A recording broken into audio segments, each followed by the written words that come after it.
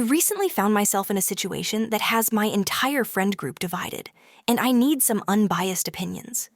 Last week, I was walking out of a high-end grocery store when I noticed a wallet on the ground, right next to the curb. I picked it up, looked around, and didn't see anyone nearby who looked like they had dropped it. Out of curiosity, I opened it to see if there was an ID so I could return it. Inside, I found $600 in cash, multiple credit cards, and an ID belonging to a man named Jake. There was no phone number, just the address on the ID, which was about 40 minutes away from where I was. Here's where it gets complicated. I was already running late for an important appointment, so I decided to take the wallet home and deal with it later. That evening, I mentioned it to my boyfriend, who immediately said I should drop it off at the nearest police station. I agreed, but then started thinking, how often do police actually track down the owners of lost wallets? My boyfriend argued that it's their job to handle these situations, and that holding onto it myself could make me look suspicious. Still, I felt uneasy handing over that much cash to someone else without knowing the outcome. I eventually decided to post about it on a local neighborhood Facebook group instead, asking if anyone knew Jake. The post blew up, and within an hour, I got a DM from someone claiming to be Jake's friend. He said Jake had been frantically searching for the wallet and offered to come pick it up. I asked for some proof, like what kind of cards were inside, and he accurately described them. But then my boyfriend raised another point.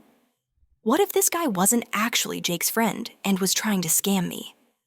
This made me paranoid, so I said no and decided to keep the wallet until I could contact Jake directly. Here's the kicker.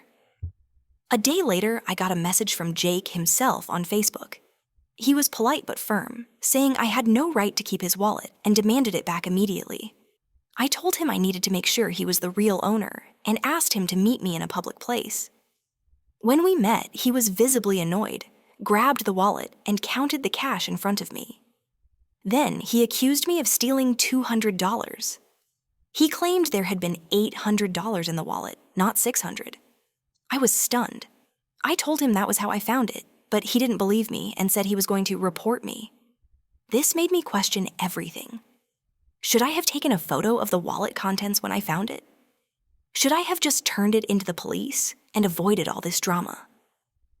My boyfriend now thinks I handled it poorly from the start and believes this entire situation could have been avoided if I had simply gone to the authorities. Some of my friends think Jake's behavior was sketchy. Why didn't he reach out to me sooner if he had access to Facebook?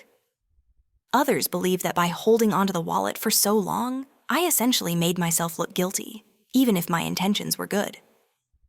A few have even suggested that I should have just kept the cash as a finder's fee since I went through all the trouble of trying to locate him, especially after being accused of theft. Now I'm torn.